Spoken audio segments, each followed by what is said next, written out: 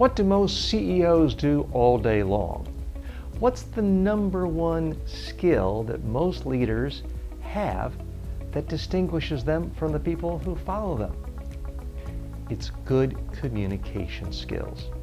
If you're a CEO, you have to spend all day long communicating with investors, clients, customers, employees, vendors, people within your industry.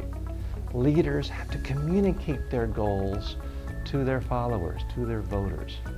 And yet communication is a skill that is simply not taught very well in most elementary schools, high schools, colleges, or even graduate schools.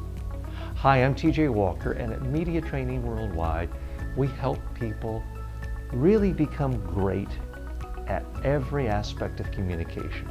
How to be a better public speaker, a better presenter, better at using PowerPoint, better at talking to the news media, and better at being the media when you're speaking right in front of a camera for your own social media.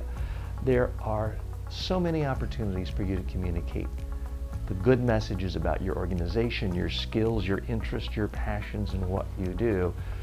Don't let your insecurities or your deficiencies in your communication skills hold you back. If you're ready to quickly, and I mean quickly, improve your communication skills, then let us know right away. We have a solution for you.